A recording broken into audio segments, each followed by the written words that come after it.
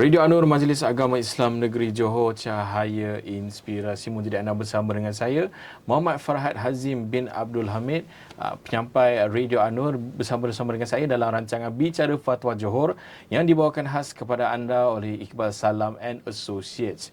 Jadi para pendengar dan penonton sekalian, jangan lupa untuk ikuti kami di semua platform sosial media kami di Facebook, Instagram, TikTok dan juga YouTube. Jadi para pendengar dan penonton sekalian yang mana tak tahu mungkin apakah itu Bicara Fatwa? Apa tu Bicara Fatwa? Jadi rancangan ini adalah rancangan di mana kita akan bincangkan tentang fatwa yang telah diwartakan dan memberikan pendedahan umum ataupun exposure lebih kepada orang awam dengan kefahaman yang lebih jelas. Jadi bersama dengan saya hari ini, tetamu istimewa kita pada hari ini, Sahibul Fadilah Syekh Haji Khalid bin Haji Sono, Ketua Penolong Pengarah Bahagian Undang-Undang Syariah Jabatan Agama Islam Negeri Johor. Assalamualaikum Ustaz. Alhamdulillah, waalaikumsalam warahmatullahi wabarakatuh. Ustaz sihat ya Ustaz? Alhamdulillah. Cuma pagi ni ada sibuk sikit, Farhad. Itulah saya tengok Ustaz pun macam sibuk-sibuk sikit tadi. Ya, insya-Allah. Farhad sihat Alhamdulillah. Alhamdulillah, syukur. Alhamdulillah masih lagi bernafas, okey lagi lah. Ya, syukur. Alhamdulillah.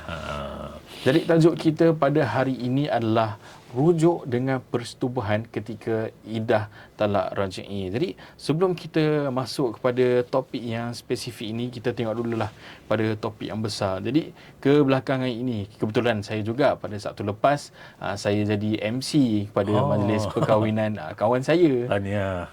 Di kahwin dekat area Taman Daya, dekat French House by Diva. Lawa. Dia Farhad, dia kalau orang dah DJ, dia biasa suara sedap. Sebab tu jadi DJ di luar. Tahniah Farhad. Okey, terima kasih. Jadi saya tengok suasana pun memang best lah setiap kali kita tengok majlis perkahwinan. Dan lagi kalau kita tengok kawan kita dah kahwin, kita rasa macam inilah yang saya kawan daripada kecil dah besar, tengok dah kahwin dah. Alhamdulillah. Farhad dah belum? Belum lagi. Belum lagi. InsyaAllah kalau Ustaz doakan, InsyaAllah boleh kita ambil berkat lah. Jadi sembang tentang perkahwinan ini, boleh tak Ustaz kongsikan kepada para pendengar dan penonton sekalian, apakah keperluan seseorang tu, lagi-lagi saya tahu ramai remaja sekarang ni ramai nak kahwin. Jadi apakah keperluan seseorang, tak kisah remaja ataupun sesiapa pun, mereka sebelum mendirikan rumah tangga? Boleh tak Ustaz serba sedikit kongsikan? Mungkin kita ada do's and don'ts, mungkin ada pantang larang. Boleh tak Ustaz kongsikan? Baik. Bismillahirrahmanirrahim. Alhamdulillah. Wassalatu wassalamu ala Rasulillah wa ala alihi wa sahbihi wa man wala. Allahumma salli ala Sayyidina Muhammad wa ala ali Sayyidina Maulana Muhammad. Yang saya hormati, saya kasih DJ Farhad serta sidang pendengar yang dirahmati Allah sekalian. Alhamdulillah, pagi ini kita dapat bersama dalam sesi ataupun siri bersama Jabatan Mufti Johor untuk slot fatwa, bicara fatwa, terutamanya fatwa-fatwa yang telah di-gazetkan ataupun diwartakan. Dia fatwa ni ada terbahagi kepada yang diwartakan dan yang tidak diwartakan. Dia ada implikasi dari segi perundangan, dari segi penguasaan. Okey, Farhad jadi kalau kita lihat tajuk yang dipilih oleh pihak yang berkenaan, iaitu tentang rujuk dengan persetubuhan ketika iddah talak raj'i. Ini tajuk kita. Tapi sebelum kita pergi kepada fokus pada tajuk kita ni, sedikitlah pengetahuan ataupun keperluan yang perlu ada dalam maklumat semua remaja ataupun golongan belia yang belum mendirikan rumah tangga tapi bercadang untuk mendirikan rumah tangga. Betul. Jadi kalau ikut pertanyaan daripada Farhad tadi, bahawa apakah yang perlu diambil tahu dan seterusnya diambil tindakan oleh golongan muda ini sebelum mendirikan rumah tangga. Pertama sekali yang perlu kita fahamkan ialah keperluan sebelum seorang itu mendirikan rumah tangga, mereka hendaklah mendapatkan kebenaran terlebih dahulu. Kebenaran. Okay. Jadi kebenaran ini dia perlulah dipohon. pohon tu di mana? Hendaklah membuat permohonan kebenaran berkahwin kepada pihak berkuasa agama. Dalam konteks ini pihak berkuasa agama adalah Majlis Agama Islam. Dalam konteks negeri kita, negeri Johor, Majlis Agama Islam Negeri Johor, dan pelaksananya ialah di Jabatan Agama Islam Negeri Johor. Jadi sebelum apa-apa sesi perkahwinan pernikahan tu, mestilah terlebih dahulu dapatkan kebenaran. Sebab itulah kalau kita rujuk dalam enactment Undang-Undang Keluarga Islam Negeri Johor tahun 2003, kalau kita buka dalam section 19, menyatakan bahawa tidak ada mana-mana sesuatu perkahwinan itu boleh dilaksanakan. Maknanya dalam bahasa awam mudah kita ni, maknanya perkahwinan, pernikahan itu tak boleh dilaksanakan. Walaupun di belakang masjid, dalam masjid, tak boleh dilaksanakan selagi mana ia tidak mendapat kebenaran terlebih dahulu daripada pihak berkuasa agama di negeri berkenaan lah. Tak kiralah di negeri mana. Di negeri lain dalam Malaysia ni sama. Maknanya tak ada satu pernikahan ataupun tak boleh dilaksanakan pernikahan, perkahwinan itu selagi mana tidak mendapat kebenaran terlebih dahulu daripada pihak berkuasa agama. Itu dalam section 19. Walaupun dari segi hukum syaraknya, contoh kan, kalau kita pernah belajar dulu di peringkat sekolah rendah, rukun nikah tu cukup dah. Calon suami, calon isteri, wali, mana ayah kepada pengantin perempuan, kemudian 2 orang saksi, kemudian sirah atau ijab kabul. Cukup dah ni, tak boleh ke? Cukup dah semua ada depan mata kita ni. Mari kita nikahkan. Dalam konteks negara kita ni, undang-undangnya tak boleh dilaksanakan pernikahan tersebut. Walaupun rukun nikah dah cukup dah. Habis Ustaz, kalau laksanakan juga salah dari segi undang-undang negara kita. Dari segi undang-undang negara kita memang dan boleh dikenakan secas. Jadi kesimpulannya kita balik kepada section 19 tu, tidak ada mana-mana perkahwinan boleh dilaksanakan selagi mana selagi mana tidak mendapat kebenaran terlebih dahulu daripada pihak kuasa agama. Kebenaran tu nak dapat kena pohon. Jadi anak-anak muda di luar sana, belia dan sebagainya, yang nak berumah tangga, kena dapatkan penjelasan ini daripada pihak berkuasa agama dengan membuat permohonan terlebih dahulu. Mohon apa? Mohon kebenaran. Kebenaran apa? Kebenaran untuk berkahwin. Jadi legal. Kalau kita langgar, maka kita akan kena secas dan sebagainya. Jadi kena datang ke pejabat agama dalam konteks Johor, negeri Johor kita ni, kena datang ke pejabat qadi di daerah tempat kita tinggal lah. Kalau Batu Pahat, datanglah ke pejabat qadi daerah Batu Pahat. Tak jelas, dapatkan penjelasan di sana. Nanti dia akan minta kita kursus dan sebagainya. Kursus kahwin maksud saya. Bila dah dapatkan kefahaman di situ, maka dia kena buat permohonan. Sekarang ni disebut sebagai permohonan secara online. Mohon apa? Mohon kebenaran. Dalam dah boleh online dah? Boleh, memang dah. Memang secara online. Okay. Jadi mohon secara online. Dan isilah maklumat dalam tu. Dan kita print out hard copy tu.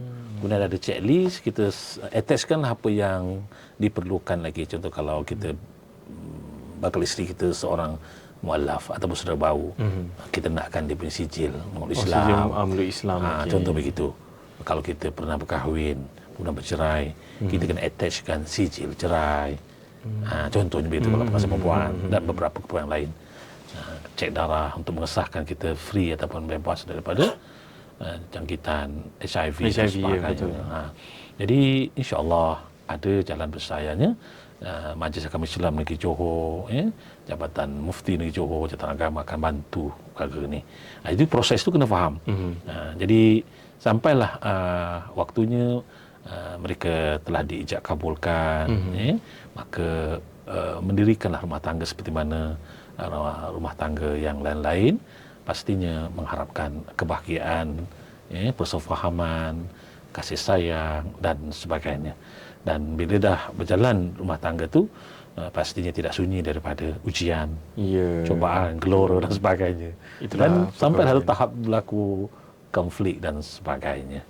Jadi peringkat ini itu sahaja dulu Farad yang boleh saya respon lah. Kefahaman untuk memahami bahawa sebelum pernikahan dilaksanakan, kena mendapatkan kebenaran terlebih dahulu. Okey. Baik. Baik, terima kasih Ustaz. Jadi sebuah respons yang cukup konklusif, singkat, padat dan tepat, kerana cara explanation Ustaz tu cukup, apa orang kata tu, senanglah, mudah difahami oleh orang ramai.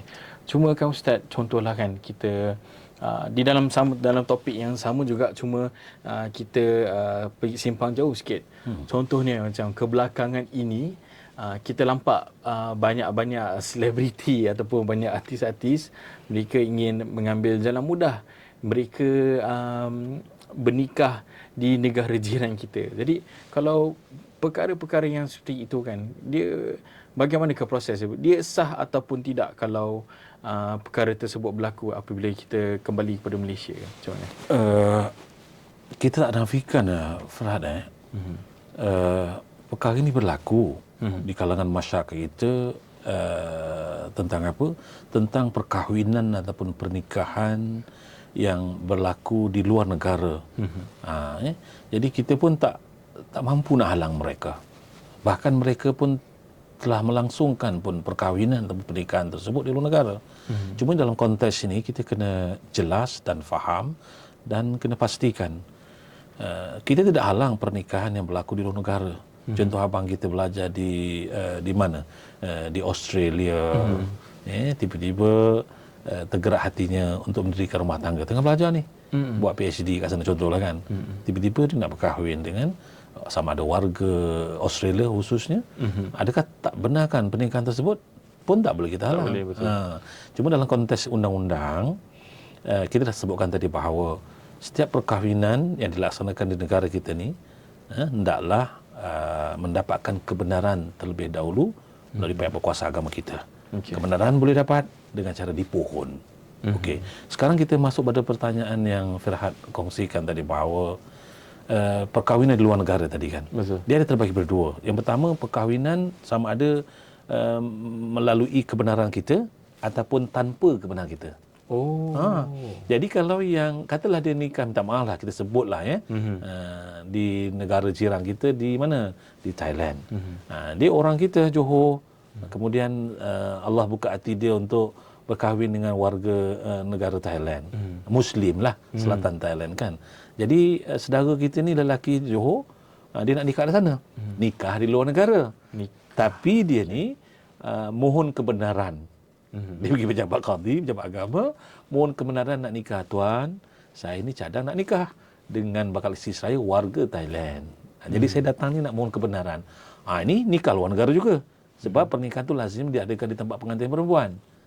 Jadi saudara kita, sepupu kita ni datang kat pejabat agama, datang ke pejabat qadi, mohon kebenaran. Dia nak keluar daripada daerah Johor Bahru ni, pergi ke negara Thailand. Tuan qadi kita telah berpuas hati. Kalau ikut seksyen 16 dia mohon, seksyen 17 tu bidang kuasa tuan qadi daerah kita. Maka dia dah sembak semua sekali lengkap. Bila nak nikah ni bang? 2 bulan lagi. Kat mana nikah? Kat Naratiwat. Tapi dia datang ke pejabat qadi tu apa? Mohon kebenaran. Pihak berkuasa agama daerah Johor Bahru. Tuan qadi pun dah semak seperti mana dalam seksyen 17. Dia dah puas hati. Okey bang, tahniah, saya pun dah benarkan awak bernikah di luar negara. Jadi kes ini adalah nikah luar negara tapi dengan kebenaran. Yang ini tak salah dari segi undang-undang negara kita. Balik besok tinggal daftarkan saja. Dia balik besok bawa sijil nikah luar negara. Tak sama kita. You register saja. Register, kita keluarkan sijil nikah Malaysia, Johor lah. Yang kedua, yang Firat tanya tadi ni, nikah di luar negara tanpa kebenaran. Contoh macam kita, contoh ni isu-isu kes-kes yang katalah ada seorang anak muda sudah suka dengan perempuan ni, tapi ayah atau wali kepada bakal pengantin perempuan tak setuju, tak suka lah. Tak nak sign borang ya. Jadi selaku wali. Jadi dia pun fikir singkat. Dia kata, Minda, kahwin lari lah. Yelah bang, ikut je. Lari. Naik bas, beli tiket apa dan sebagainya. Ada jumpa ejen mana. Pergi ke, bukan sepadan, pergi ke masuk ke selatan sana. Ni tanpa minta kebenaran daripada pihak berkuasa agama negeri kita. Ini contoh kes pernikahan luar negara tanpa kebenaran pihak berkuasa agama. Salah tak ada undang-undang? Salah. balik besok dia akan disecas. Itu kalau dia daftar. Tapi keperluan fitrah tu dia akan kena daftar. Sebab nanti bila dapat kuah kahwin, sudah barang pastinya selaku suami isteri, keluarga akan ada proses memiliki zuriat. Dan zuriat itu pastinya perlu didaftarkan di mana? JPN. Jabatan Pendaftaran. Jabatan Pendaftaran akan minta sijil nikah. Kita pun hululah dengan bangganya, nikah ni sijil nikah. Ni sijil nikah, kami dah nikah lah. Sijil nikah negara Thailand. Jabatan Pendaftaran tak akan terima. Dah macam mana anak baby dah lahir dah. Kan dah susah. Jadi nak buat macam mana? Nasihatkan dia daftar isbatkan dia di Jabatan Agama. Kalau dia nikah tadi tu dengan kebenaran, contoh, dia just daftar je. Kita akan keluarkan sijil nikah. Tapi kalau dia nikah tanpa kebenaran kita akan denda dia di mahkamah lah. Untuk sabitan pernikahan tu sah ke tidak sebagainya. Itu cerita dia. Itu pun ada cerita lagi panjang tu. Kalau mereka yang nikah sana tanpa kebenaran balik sengaja senyapkan 6 tahun tak daftar. Jadi itu memberi kesan. Takdirnya berlaku kematian pada suami. Isteri menjadi mangsa keadaan. Yelah. Kalau ada anak lagi. Jadi katalah suami ada sedikitlah harta. Isteri tak boleh tuntut. Tak boleh tuntut, yalah. Sebab undang-undang kita ni tidak menganggap pernikahan tersebut sah dari segi undang-undang. Sebab you pun tak register. Itu kesan. Jadi itulah senario tadi Farhad. Ya, betul. Benda ni berlaku. Cuma kalau dah berlaku nak buat macam mana Ustaz? Nasihatkan dia daftarlah. Dia panggil isbat, daftar. Jadi itu tentang pernikahan yang berlaku atau yang dilaksanakan secara tanpa kebenaran. Jadi kalau Farhad tanya macam mana Ustaz, nikah tu macam tu sah ke tidak? Jadi bila dia dah, sebab tu kita minta dia daftar. Jabatan Agama akan proseslah pendaftaran tersebut. Cuma Jabatan Agama tidak berbidang kuasa untuk mengesahkan pernikahan tersebut dari segi hukum syarak. Dan bidang kuasa itu diberikan kepada pihak Mahkamah Syariah. Jadi ini yang menentukan sah atau tidak dari segi hukum syarak. Dari segi hukum syarak bukan Jabatan Agama lah. Bukan. Dia bidang Nampak. kuasa itu tertakluk ataupun terletak di bidang kuasa Mahkamah Syariah. Mahkamah Syariah. Jadi Mahkamah Syariah dia akan lazimnya akan siasatlah. Pernikahan itu diadakan di mana, bila, wali ikut ke tidak, tak ikut. Habis nikah secara apa? Wali hakim. Ada gambarnya, mana saksinya dan sebagainya. Kalau wali hakim tu nikah tu di mana? Kemudian wali hakim tu pula adakah dapat tauliah daripada pihak berkuasa agama Thailand. Kadang-kadang dia ni tak pergi pun Thailand. Kat Kota Baru je. Tapi juru nikah tu daripada Thailand turun. Itu contoh nikah bukan saja tidak sah dari segi undang-undang. Bahkan tidak sah dari segi hukum syarak. Kadang-kadang kan susah nanti tu. Susah lah tu. Kalau dia nikah betul kat sana pihak berkuasa agama sana, memang ada tauliah wali hakim. Mungkin chances untuk mendapat kesahan dari hukum syarak itu besar. Cuma dia melanggar undang-undang kita. Yang kita takut ni apa? Macam tadi itulah. Itu antara contoh-contoh nikah sindiket fake. Kadang-kadang dia tak pergi pun Thailand. Ada dekat Kuantan, ada dekat negeri Johor juga, Ulu Tiram. Sijil nikah boleh keluarkan. Betul, dia menjadi sebuah sindiket. Betul. Dah kita kena bayar 7-8 ribu. Lepas tu nikah tak sah. Kemudian tak sah dari segi undang-undang. Kan dia berkait-kait. Cuba pergi kat pejabat agama. Kena bayar RM85 tu pun 2 orang sepasang. So RM40 lebih kurang 30 lebih tu. Betul. Jadi sebenarnya isu ni isu yang besar. Mungkin satu masa nanti kita boleh kongsikan secara deep lagi, meditate. Jadi mungkin yalah tadi tu cerita perkahwinan kan. Pra makna sebelum. Apa yang golongan belia perlu ambil maklum, ambil tahulah. Tak tahu tanya, rujuk pihak berkuasa. Nyatakan macam mana dan sebagainya. Tapi Ustaz minta maaf mencelah, andai kata contohnya lah kan, ini contoh sajalah, kita nak menikah kan, kita kan ada persetujuan daripada semua orang kan. Contohlah kalau anak muda ni dia nak bernikah dengan pilihan hatinya atau pasangan hatinya, tapi bapa dia tak nak beri kebenaran juga, tak nak beri sign. Seeloknya apa yang dia harus buat? Kira kena pujuk bapak dia ke? Apa yang pendekatan yang seeloknya? Baik, kalau dari segi senario yang berlaku ini, ialah kita nak mendirikan rumah tangga bersama suami, pasangan kita, bersama isteri itu, bukan saja kita nak harapkan kebahagiaan yang akan berlaku di masa hadapan. Kita nak juga kebahagiaan yang sedia ada kekal, maksudnya keluarga sedia ada. Sama ada keluarga yang sedia ada ataupun keluarga bakal mertua kita. Dan kita pun bukan saja kebahagiaan, kita nak keredaan mereka, ayah dan ibu kita. Soalnya bila berdepan dengan situasi yang seperti ini, selaku anak, sebolehnya kita kena bersabar dan laluilah proses tersebut dengan hikmah, bukan saja secara fizikal, tunjukkan akhlak yang baik, tapi dari segi spiritual pun sama. Maksudnya kita mengadulah kepada Allah. Mudah-mudahan Allah bukakan pintu hati bakal bapa mertua kita. Contohlah kita ni tak macam sukar nak diterima oleh ayah mertua kita. Nah, jadi itu cabaran. Mungkin bakal isteri kita dah boleh menerima kita. Jadi itu cabaran. Di samping fizikal kita tunjukkan akhlak yang baik, sabar, dan berdoa. Di samping yang lain kita kena cuba buktikan usaha kita lah. Mungkin ayah kita, ayah mertua kita di peringkat awal ni mungkin sedikit sukar menerima kita atas sebab apa. Kena jelaskan dulu dengan bakal isteri kita tu. Kalau atas sebab tak sekufu, mungkin kita kena lihat dan semak diri kita. Contohlah, saya mungkin pekerja biasa saja, tapi saya terbuka hati dan bakal isteri saya pun terbuka hati dengan saya. Dia contohlah seorang yang berjawatan tinggi. Itu pun di antara yang dimasukkan kurang sekufu. Betul. Contoh. Jadi kita pun kena semak diri kita muhasabah. Kalau rasa mungkin tidak ni, kita mungkin dah lakukan segenap usaha, mungkin sekiranya kita perlu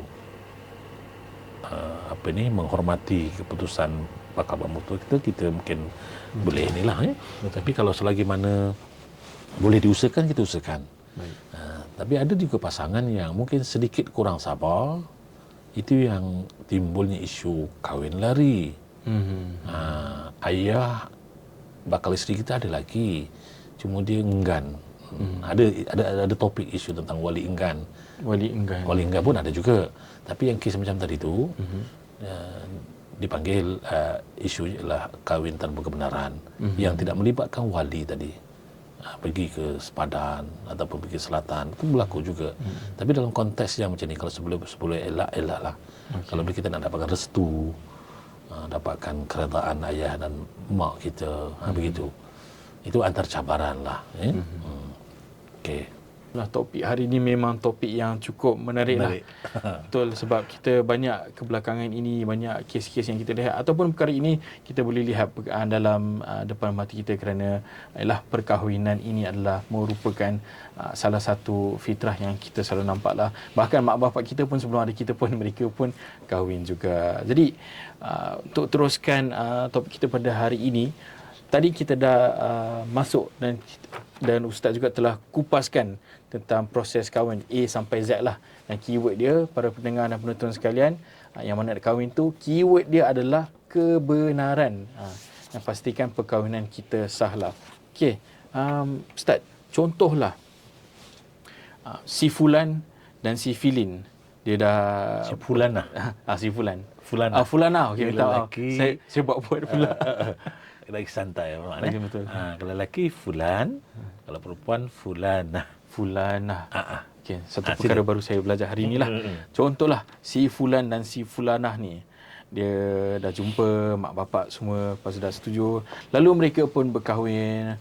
Lepas mereka dah berkahwin, dah 3 tahun berkahwin, tiba-tiba rasa macam cinta tu macam seakan-akan api yang malap. Kalau kita tengok macam lilin kan, dalam sebuah bilik kan, makin lama dia menyala, tetapi bila ada angin pula, dia tiup api tu. Masa lama-lama api tu pun mati, dan apa orang kata tu, cahaya percintaan pun dah mula berpudar. Lalu mereka pun ambil persetujuan untuk cerai. Dia bukan cerai lafaz lah, macam saya ceraikan awak dengan talak satu, bukan macam drama-drama tu, tapi kira macam persetujuan lah diorang cerai antara mereka berdua, sebab mereka ada mutual understanding lah. Kerana dah tak boleh diselamatkan lah Tak boleh rumah tangga diselamatkan tu. lah, Maka betul. berlakulah perceraian. Lepas tu tiba-tiba pula mereka duduk lama kan, berfikir. Tiba-tiba rindulah nak kena bebel dengan si fulan ni. Lepas tu si fulanah pula fikir, rindulah nak disambut balik rumah, dimasak, dibelai, contohlah dengan si fulan. Lepas tu mereka pun ada fikir nak rujuk.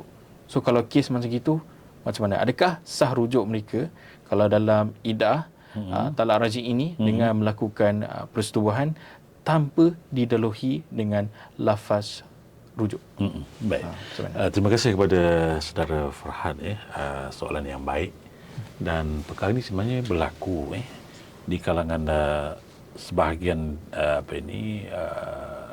keluarga atau pasangan rumah tangga tu, disebabkan sudah pernah pastinya ilmu lah. Mungkin ilmu tentang fiqh munakah itu sendiri mungkin tidak dapat dikuasai sewaktu dululah. Jadi perkara ini berlaku sebenarnya. Namun demikian, jalan penyelesaian telah pun disediakan dalam Islam. Bagaimana untuk mengurus awal perkahwinan, kemudian sepanjang perkahwinan, dan Farhad tadi sebut tentang diuji. Ada setengah pasangan diuji dengan gelora, dan ada setengah pasangan yang mampu mengurus ujian tersebut, dan tidak kurang juga ada pasangan keluarga ini ataupun suami isteri yang gagal ataupun tidak berupaya untuk mempertahankan rumah tangga mereka. Lalu berlakulah seperti yang Farhad sebut tadi, berlaku perceraian. Dan perceraian ini kita kena faham bahawa ia terbahagi berdua. Yang pertama perceraian hidup ataupun cerai hidup. Contoh macam isu yang Farhad sebut tadi, dah tak boleh bertahan, maka berpisahlah mereka. Itu cerai hidup. Yang kedua, cerai mati. Maksudnya salah seorang daripada pasangan ni meninggal dunia. Mungkin sakit, mungkin kemalangan. Itu cerai juga. Cuma kita kembali kepada persoalan yang Firhan majukan tadi, bahawa cerai hidup. Bila cerai hidup dan berlakulah perceraian tadi itu, tak sebut pun talak tadi. Cuma itu perceraian kali pertama, cerai secara baik lah. Cuma proses perundangannya biasanya suami akan lafazkan talak di mahkamah syariah. Biasanya macam itulah kalau cerai secara baik. Kemudian kalau ada juga cerai yang lazimnya berlaku di luar mahkamah. Contoh dia ada konflik dengan isteri, dengan suami dia, tak boleh nak kawal dan sebagainya, berlaku perselisihan faham, sehingga mana suami pun terlafaz cerai ataupun melafazkan cerai di luar mahkamah. Jatuh tak talak tu. Jadi kena sabitkan sama ada jatuh ke tidak di mahkamah nanti. Pengesahan lafaz cerai dia panggil. Tapi kalau pengesahan lafaz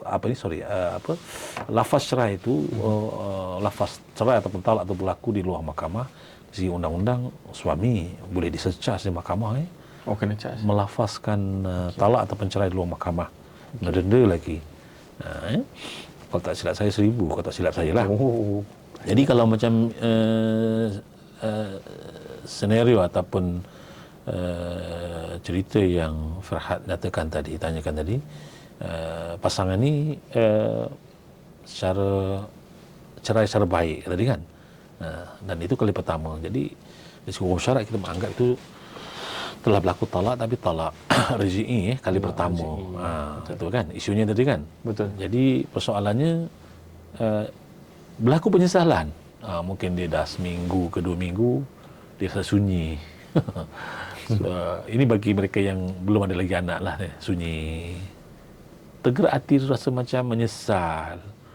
Kenapalah aku lafazkan talak, kalaulah talak tu berlaku di luar mahkamah. Biasa ni kemarahan ni seseorang ni dalam tempoh 3-4 hari je. Hari yang keempat kelima dia dah hilang semua pergi. maka akan masuklah ke kenormalan ataupun kewarasan berfikir. Masa marah, sebab tu tak waras lah. bila marah ni, waktu marah khususnya, kita dikuasai oleh nafsu pelbagai lah, dan kalau boleh waktu itu jangan buat apa-apa sebarang putusan. Jadi ialah tengah konflik dengan suami dengan isteri, dalam kes tadi jatuh talak, atau talak satu dan sebagainya. Hari yang kelima dah seminggu, masing-masing menyesal. Jadi nak cakap kembali semula segan, masing-masing dengan ego masing-masing. Sampailah satu masa dia bertemu dengan bekas isteri dia. Itu baru minggu ketiga, belum pun sebulan. Jumpa kat rumah mak mertua dia. Kalau ada pasangan anak, ada anak dan pasangan tersebut mungkin atas sebab Anak-anak lah. anak-anak. Bila anak-anak, maka ada kemesraan di situ, maka hati itu berbunga. Bila berbunga, rasa macam nak rujuk tapi tak lafazkan rujuk tu.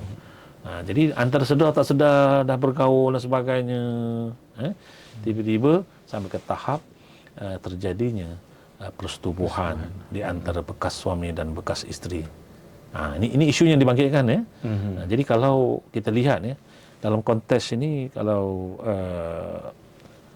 di negeri Johor lah khususnya, ya, kita pun telah mengeluarkan fatwa berhubung merujuk seorang isteri dengan terjadinya persetubuhan ketika iddah talak raj'i ini. Jadi mungkin saya boleh kongsikan dengan Farhad dan sidang penonton, sidang pendengar yang dirahmati Allah sekalian, ya. Kalau kita lihat di situ, mungkin boleh kita nyatakan bahawa ada sah, rujuk dalam iddah talak raj'i. Maknanya bukan talak bain. Tapi kalau talak 3 contohnya kan, itu talak bain, dah tak boleh rujuk. Memang tak boleh rujuk. Tak boleh rujuk dah. Sebab tu pun kena kawal. Katalah perlu berlakunya perceraian juga.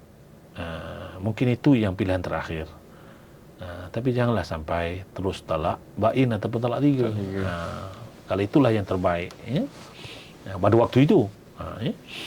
Jadi adakah sah rujuk dalam iddah talak raj'i ini dengan cara melakukan persetubuhan tanpa didahului dengan lafaz rujuk? Contohnya, suami kata, Midah, abang nak rujuk awak lah dengan nikah. Contoh gitu kan. Ataupun ada bahasa kinayah. Kinayah ni maksudnya bahasa kiasan. Macam tadi disebut, Midah, abang nak rujuk dengan kau, contohlah kan. Ada istilah sebut rujuk tadi tu, dan nikah tadi lah, dengan nikah terdahulu, contohlah. Ini lafaz. Jadi dalam isu ni yang Farhad tanya tadi, seorang suami tu dia tak sebut pun kalimah rujuk, kembali bernikah terdahulu, tapi telah berlaku persetubuhan antara dia dengan isteri atau bekas isterinya ataupun dengan suaminya. Itu isu yang kita nak bincangkan, ya. Jadi mungkin saya boleh kongsikan di sini fatwa yang telah pun digazetkan, yang dikeluarkan oleh Lajnah Fatwa ataupun daripada Jabatan Mufti Negeri Johor, ya. Kita nafikan, Farhad, ya, sejak kebelakangan ini kita sebenarnya kerap mendengar kes rujuk dengan persetubuhan tidak dengan lafaz rujuk itu sendiri. Perkara ini berlaku dalam kalangan pasangan yang telah bercerai dan dalam tempoh iddah pasangan ini melakukan persetubuhan. Antara mereka memang berniat untuk rujuk, tetapi mereka tidak melafazkan perkataan yang menjadi syarat sah menurut ataupun syarat sah rujuk menurut mazhab Al-Imam Asy-Syafi'i kita. Jadi di Johor kita tahu bahawa tafsiran hukum syarak itu pun jelas, yang menyatakan bahawa dari segi akidahnya kita hendaklah berpegang kepada akidah ahli sunnah wal jamaah, manhaj ataupun aliran al-Asy'ariyah wal Maturidiyah. Itu dari segi akidah. Kemudian dari segi fiqahnya ataupun dari segi syariahnya, kita hendaklah berpegang kepada manhaj ataupun pandangan Al-Imam Asy-Syafi'i rahimahullah. Dan dalam masa yang sama, waktu yang sama, kita mura'ah. Mura'ah ni apa? Meraihkan, menghormati pandangan daripada al-imam madhab yang lain seperti Imam Hanafi, Hambali dan Maliki. Kita tidak menolak. Mereka semua akidah yang sama dengan kita, akidah al-sunnah wal jamaah, aliran al-asy'ariyah wal maturidiyah. Cuma dari segi fiqahnya, dari segi syariahnya, mereka berpandangan sekian-sekianlah dalam mengistimbat satu hukum. Dari segi tasawuf ataupun dari segi akhlaknya, kita berpegang bersandar kepada pandangan Al-Hujjatul Islam Al-Imam Ghazali dan juga terlupa saya, Allah SWT, Abu Junaid Al-Baghdadi. Jadi bila kita membicarakan tentang topik tentang rujuk hukum dari segi dari segi fiqh munakahat, kita berpegang kepada mazhab Syafi'i. Jadi sememangnya beberapa kes yang telah berlaku ini menunjukkan bahawa terdapat dalam kalangan masyarakat yang tidak mengetahui bahawa mereka ditegah melakukan persetubuhan dalam tempoh iddah bagi talak raj'i menurut pandangan mazhab Syafi'i.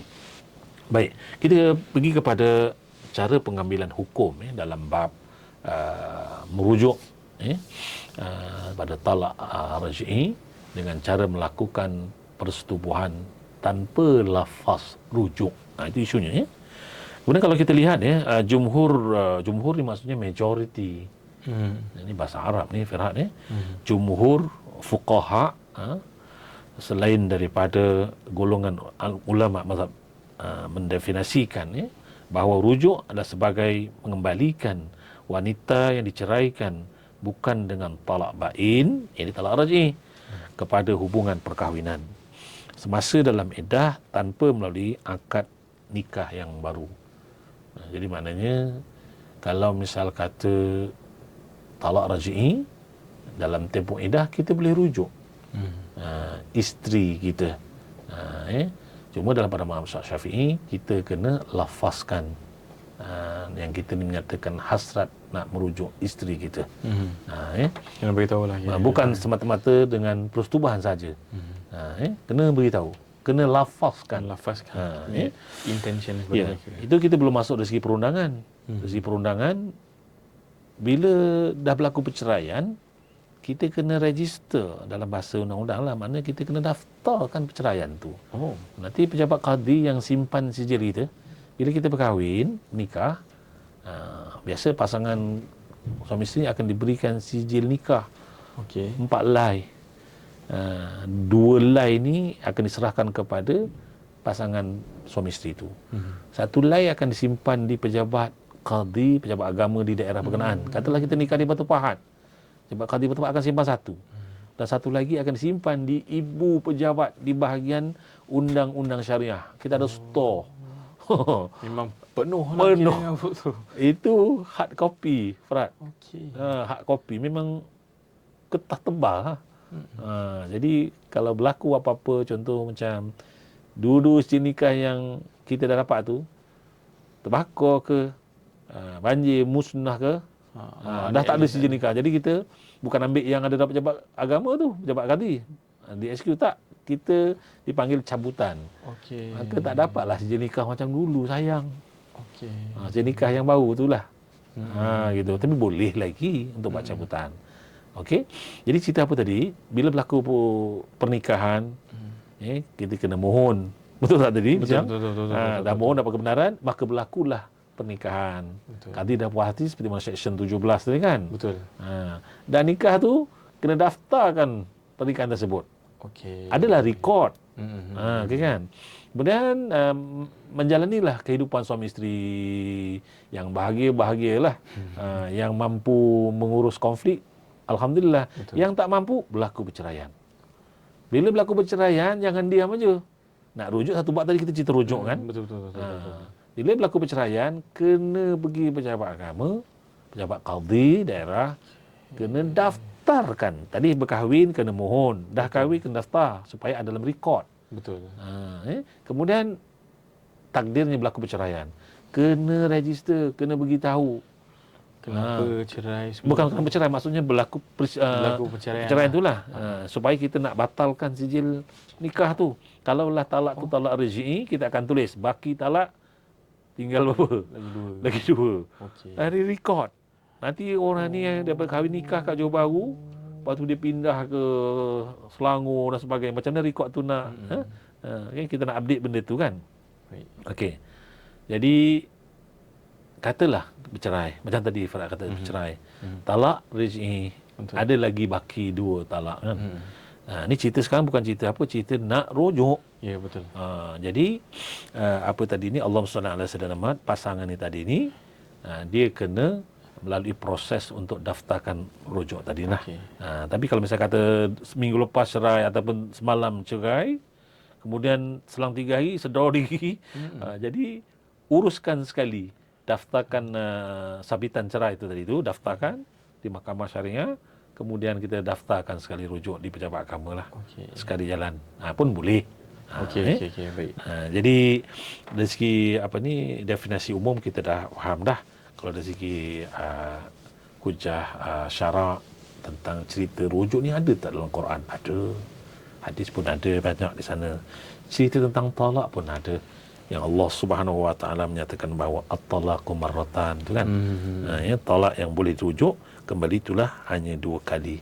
Sesudah itu bolehlah ia rujuk dan memegang terus isterinya. Ini dalam Al-Quran, dalam surah Al-Baqarah, ayat yang ke-229. Jadi saya izinkan saya untuk mencelah, minta maaf.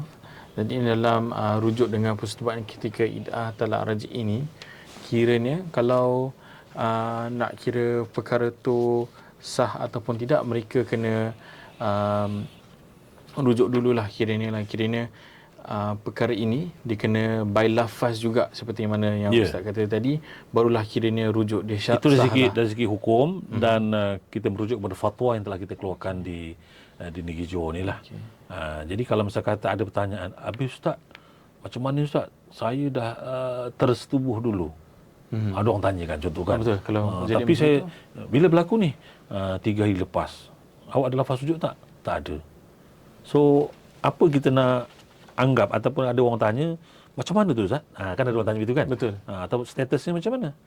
Jadi, persetubuhan yang dah berlaku tu, kita pun waktu tu jahil ataupun tak maklum lah dalam bahasa kita ni. Betul. Jadi persetubuhan dalam iddah talak raj'i ini, dia dihukumkan sebagai wati syubhah.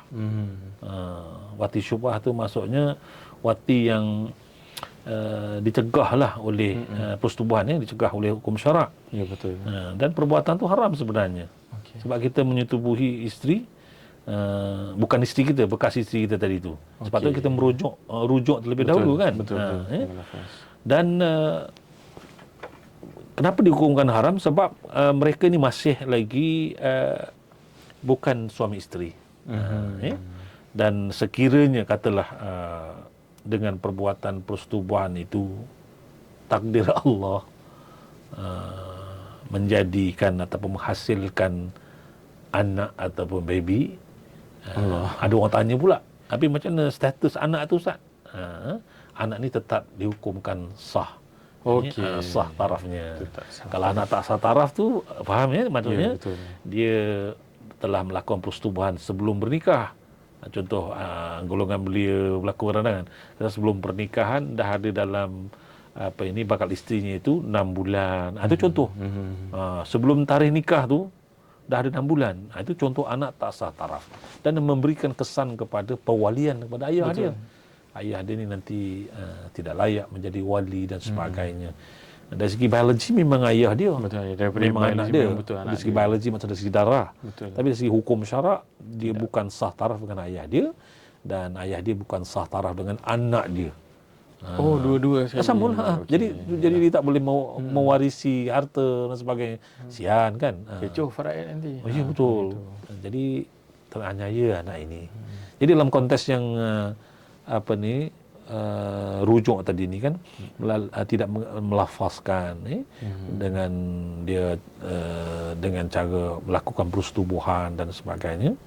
Jadi dari segi mazhab Syafi'i dan dari fatwa yang telah pun kita geserkan ini, ianya adalah tidak sah, dan persetubuhan tu dianggap haram, dan kalau berlaku takdirnya jadi menghasilkan baby itu adalah dianggap sah tarafnya, cuma persetubuhan itu dianggap sebagai wati syubhah. Jadi kalau kita lihat keputusan fatwa yang telah pun jatuh fatwa Negeri Johor yang bersidang pada 10 Disember kalau tak silap saya tahun 2014 bersama dengan 10 Safar 1436 Hijriah telah mengambil atau membuat keputusan seperti mana berikut, iaitu tidak sah rujuk dengan melakukan persetubuhan ketika iddah talak raj'i atau dengan apa cara perbuatan kecuali melainkan dengan lafaz sarih ataupun kinayah. Kalau kinayah ni niatlah, sarih ni tak niat pun tak apa jadi. Midah abang nak rujuk dengan kau. Biasanya kita akan minta persetujuan dia. Biasanya insya-Allah dia setuju. Kalau tak setuju, ada pendapat mengatakan sah. Tapi kalau isteri tak setuju juga, memang mungkin ada sebab kenapa, masih ada ruang untuk dia bukan, maksudnya ada ruang untuk dia dapatkan perintah mahkamah untuk dia berpisah dan sebagainya. Sebab kadang setengah keluarga ni dia berbeza betul. Apa yang terzahir pada kita itu je lah, tapi sebenarnya isteri mungkin tahu dia trauma, mungkin suami dia pernah dera dia dan sebagainya, dan suami dah menyesal, suami nak rujuk semula tapi isteri tak setuju. Jadi dari segi konteks undang-undang kita yang berlaku di Johor ni, kita perlukan persetujuan bekas isteri. Jadi itulah di antaranya. Jadi jika suami melakukan persetubuhan dengan isterinya semasa iddah tadi, maka persetubuhan itu tidak dikira sebagai rujuk. Bahkan wajib ke atasnya membayar mahar. Jadi saya ingat sekadar itu dahulu kita tegaskan bahawa tidak sah rujuk seorang suami kepada bekas isterinya dengan cara melakukan persetubuhan ketika iddah talak raj'i, atau dengan apa cara perbuatan kecuali dengan lafaz rujuk ataupun dengan lafaz kinayah ke atas isterinya. Wallahu alam bissawab. Jadi alhamdulillah, terima kasih Ustaz banyak di atas penjelasan sebentar tadi. Alhamdulillah hilang lagi satu kemusykilan pada minggu ini dengan persoalannya, adakah rujuk dengan persetubuhan ketika iddah talak raj'i sah? Jawapannya kita dah pun dengar tadi adalah tidak, kecuali dengan sama ada membuat lafaz soreh ataupun dengan kinayah pada isterinya. Pada isterinya, betul. Tak waktu Ustaz baca tadi waktu baca fatwa kan, saya rasa macam bergema, macam goosebumps. Memang setiap minggu, kalau setiap kali saya dengar daripada macam sebelum-sebelum ni, daripada timbalan Datuk Mufti sebutkan, macam minggu lepas Ustaz Aziz sebutkan, setiap kali mereka membacakan fatwa tu, saya rasa macam wow, inilah hasil perbincangan yang telah mereka ada bertungkus lumpus ramai-ramai dalam berfikir dalam untuk menjatuhkan fatwa ini. Jadi alhamdulillah minggu ini kita hilang lagi satu kemusykilan. Jadi sekali lagi terima kasih diucapkan kepada tetamu istimewa kita pada hari ini, iaitu Sahibul Fadilah Syekh Haji Khalid bin Haji Sono, Ketua Penolong Pengarah Bahagian Undang-Undang Syariah Jabatan Agama Islam Negeri Johor. Jadi para pendengar dan penonton sekalian, jangan lupa untuk ikuti kami di semua platform sosial media, di Facebook, Instagram, TikTok, YouTube dan Facebook. Jangan ke mana-mana, pastikan anda kekal setia bersama kami di Radio Anur. Bicara Fatwa Johor dibawakan khas kepada anda oleh Iqbal Salam and Associates. Assalamualaikum warahmatullahi wabarakatuh. Terima kasih.